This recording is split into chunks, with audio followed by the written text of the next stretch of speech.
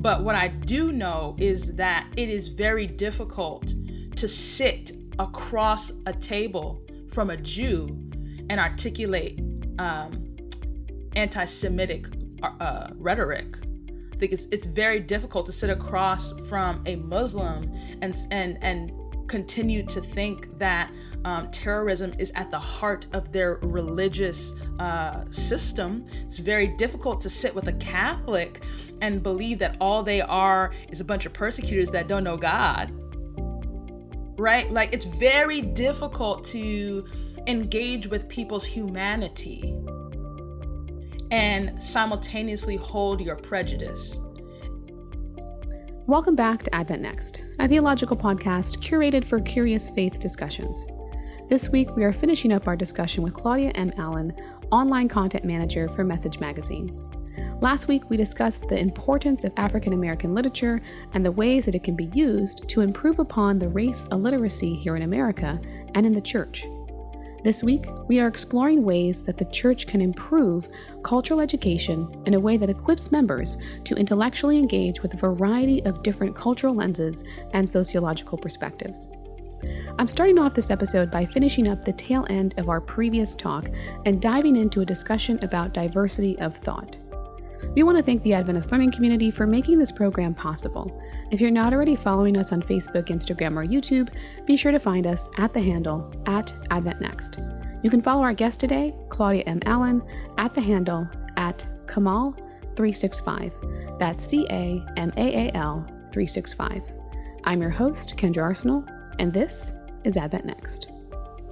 And I think that when we open up our educational curriculum and we let everybody in and we begin to kind of diversify not only our spaces, but what we are learning, it is then that you actually create a space where we can actually cohabitate. We can actually coexist. We actually can now tolerate and allow differing thoughts to come in simultaneously, right? Because we like to say that we are a diverse institution or a diverse entity, but are you really diverse if you cannot handle diversity of thought? Yeah. Right? And that's not just racial diversity of thought. Can you handle religious diversity of thought? Right. Can you handle like intellectual diversity of thought? Right? Like there's so many levels to curriculum that I think we have shut off because we are not, and I won't even just say it's just Adventist education. I've noticed this in general, that schools have the tendency to not promote education, but promote indoctrination. Okay.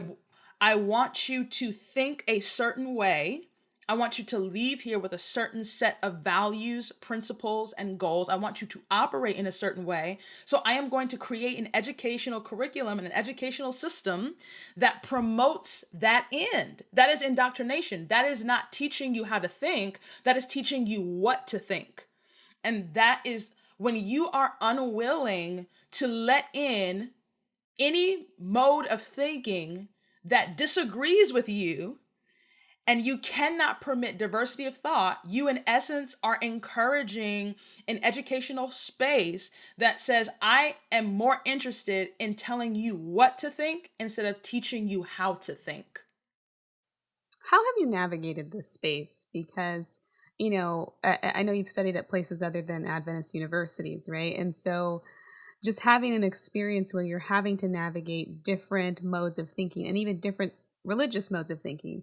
You know, you identify as a Christian woman, as an Adventist woman, I assume. I don't know.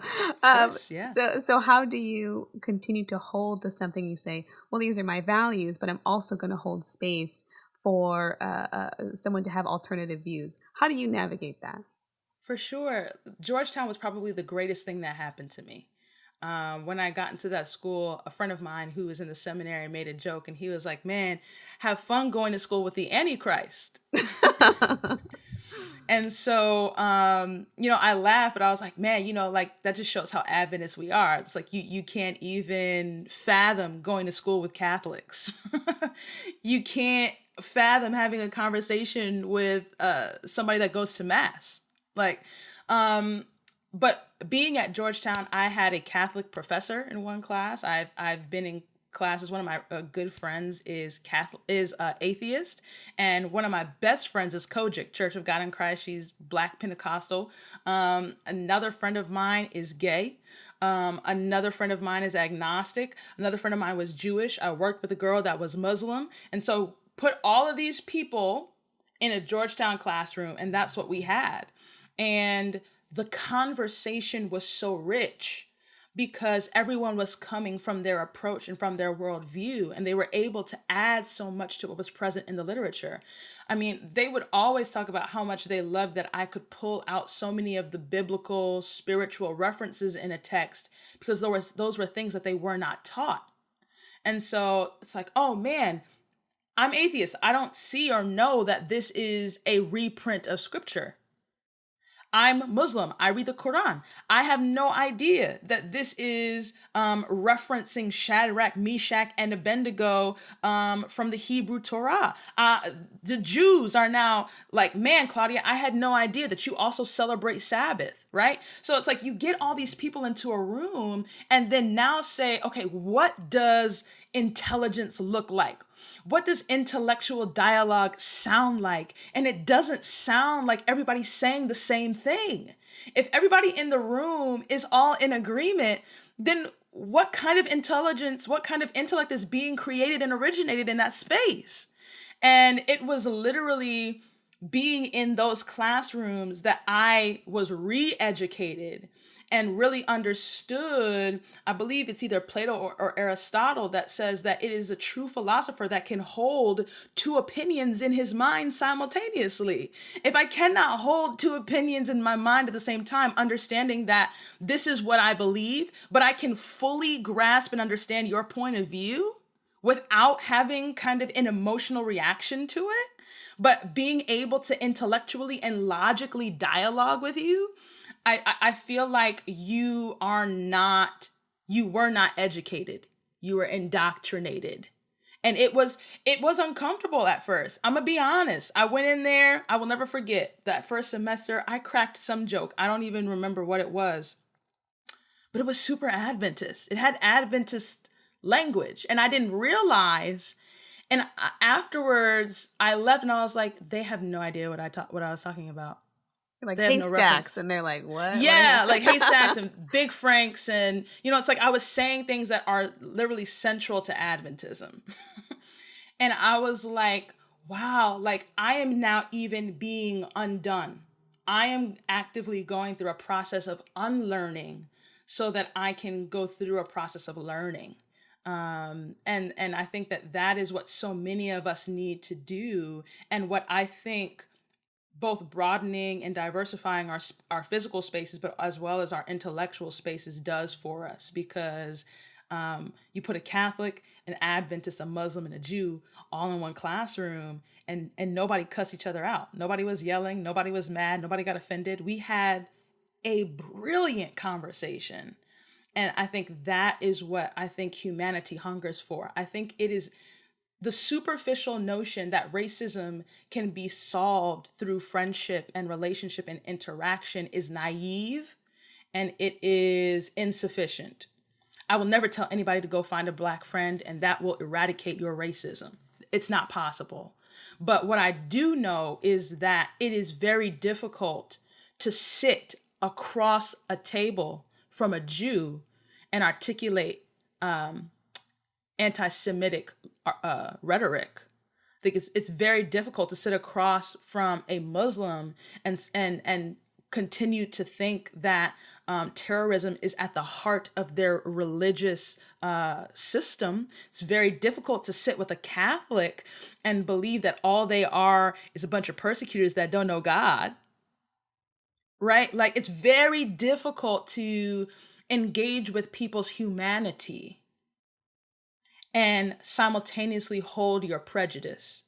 And I think that when we create space for difference of thought, difference of opinion, difference of philosophy, even difference of theology, and you multiply that with that which has been physical integration, you put people in a position to where now they are being educated and not indoctrinated. So if you're being educated, you are now being given the intellectual tools necessary to actively go out and dismantle systems of oppression, systems of racism. So it is not in having a conversation with a Jew that I am now anti-Semitic. It is in having the conversation with the Jew that equips me to be able to go out and identify anti-Semitic policies, anti-Semitic systems, anti-Semitic oppression. And now because I have those intellectual tools and that language, I can now tear that down. Same thing for persons, well, I can't say persons of color, but Black people. If I understand Black thought, Black political thought, Black personal experience, Black sociology, then I leave that conversation now not racist. I just leave that conversation now with the intellectual tools to be able to identify racism in all of its systematic expressions. And when I can identify racism while simultaneously having the critical thinking skills and the intellectual skills to dismantle it, that is where we then have the ability as a system and a community to eradicate race-based prejudice. Beautiful. That was just brilliantly spoken. I don't think I can improve upon that one bit. What are your hopes? Okay, one thing I'm thinking too, and just gonna throw this out there. It's like, looking at the benefit of being diversified in your social experience and your intellectual experience, is there, I think about, Andrews is the first time I've ever been to an Adventist institution, university, and been surrounded exclusively by that type of community. Is there still a benefit in that? And how can that, and if there is, how can that experience be improved so that there's more of a diversity of thought so that people can be better equipped to really engage with the real world? For sure. I think one of the most amazing things about Andrews is that it is a safe space for religious, particularly Adventist expression, right? As large as we believe the Adventist church is, it is extremely small in comparison to many of the other world religions. And so having a space to be able to really like go to church on Sabbath, and there's this overall culture that everything shuts down at 12 on Friday and everybody is going to some kind of a Friday night vespers. You're in this choir, I play for this band, and I'm helping create this chapel program initiative. There's something really special in being able to worship with like-minded people and do life with like-minded people. Those 4 years were so spiritually critical for me in helping me to not just further understand what I believe and why I believe it, but having the opportunity to do life with people on a daily basis who are all trying to figure out how to do it. And when you leave the incubator and go out to the real world, you really don't have impact as your spiritual cushion. You don't have new life as your high Zion worship experience, right? You're going to go to a real Adventist church, and predominant Adventist churches do not have an epic band made up of 12 people from all over the country, right? Like every Adventist church doesn't have this spectacular choir or praise team or, and so I think that those experiences are so critical. I think that there is a beauty to homogeneity. There is a beauty to having people who all kind of believe the same thing, kind of coming together. And then you realizing that, man, even my Black Adventism is similar to this white Adventism. And now it's similar to Samoan Adventism. And man, I'm seeing how the Samoans worship, and it's got its nuances. It's a little different. And now I see how the Malawians worship, and it's got its nuances. It's a little different. And so we're all kind of like doing the same thing, but not. And so there's something really beautiful about being able to see just so many people do the same thing the same way, but also in different ways. It's all on the same day. We're all having a potluck after the program. There was singing in all of the worship services, right? It just sounded differently. It was expressed differently. It looks different, but it's all the same thing. And so I think that there's something really powerful about that. I think that where there needs to be improvement is that oftentimes we make the different modes of expression as side programming that you can engage in if you would like to. It's programming you have to take the initiative to find. If you are Samoan, you need to find the other Samoan Adventists at Andrews, and then they will direct you to the Samoan worship experiences on campus, right? If you're South African, you have to find a South African on campus to take you to the South African expression. And what if chapel was not always that same white Euro-American CCM worship experience with different colored faces, right? Because you think that you're being inclusive because you have an Asian singing lead on praise and worship. You think you're being inclusive because a Black person is on backup, a white girl is singing soprano, an African's playing the box drum, right? You think that that's diversity. That's not diversity. This is the exact same mode of worship expression. You just put different bodies up there.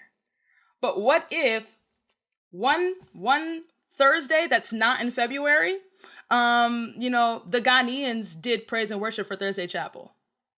What if the Koreans did praise and worship for Thursday chapel? What if the Samoans did praise and worship for Thursday chapel? And it's not during their cultural heritage month.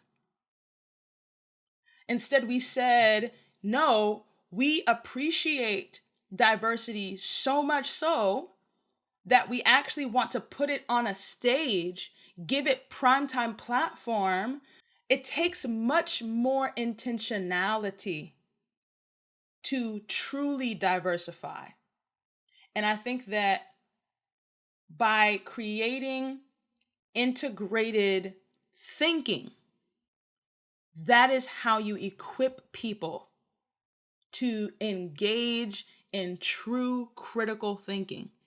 You cannot gain critical thinking skills by reading and interacting with everybody that looks and thinks and operates like you. There's got to be some non-Adventist authors and thinkers that we read and champion and celebrate. And if you disagree with something in the text, iron out why you disagree with it. Talk about why you disagree with it. Talk about why you feel like it is in conflict with your particular worldview. But to not read the text at all, I think is foolish at the least, unwise. And I think that our students and I think that our educational experience at Andrews would widen in such a beautiful way if diversity was not just something that we talked about and praised because we have differing bodies from differing countries coming onto campus, but instead we champion diversity of expression. We champion diversity in worship. We champion diversity in curriculum. We champion diversity in these very tangible and systematic ways. What would you say to somebody who wants to, start an African American Studies minor at their college, or even here at Andrews, because you pioneered it, but then some of the faculty left, never really got off the ground. So if somebody wanted to resurrect that and try to get this instituted, what are some words of encouragement and what should they be doing? Man, so one of the things that I did first was I went to the bulletin, the academic bulletin, to identify what are the courses that are already being offered in various departments that have some kind of Africana basis within them. And once finding those, then, I made a list, and then it's like, okay, now let's identify those professors. Are they still teaching these courses? Why not, etc. So I think that would probably be the first area that I would go to, because so many Black faculty that I went to school with at Andrews are no longer there. I think that Andrews, unfortunately, is now in a position to where they would have to hire somebody. I think previously, that was one of the things that I was deterred from, in that, hey, Claudia, the less financial burden you can put on the institution to creating this, the more likely they will be to implement it, which is very true. That makes total sense. Particularly when you're thinking about a new academic program, it's like, who's hiring a brand new person for this specific program? And we don't even know if there are any students that want to take it, right? So that makes perfect sense. I just think that something of this nature now, unfortunately, I can list off at least 5 faculty members that just aren't there anymore, my mother included. So I think that, unfortunately, even with pulling the bulletin together, any student or faculty member that tries to kind of go in this route, I think is going to find themselves in a position to where we're going to have to find somebody to actually head up this center or program, minor, department, whatever it kind of becomes right now. The other thing that I would encourage people to do is to make some kind of partnership or renew the partnership with Notre Dame. Notre Dame has a phenomenal African American Studies department. At the time, Dr. Hugh Page was the chair. I don't believe is even at that institution anymore, let alone in that position. But I do think that there is something critically important to the fact that that institution is only about 30 minutes away, 30-minute drive. And that is a major academic school.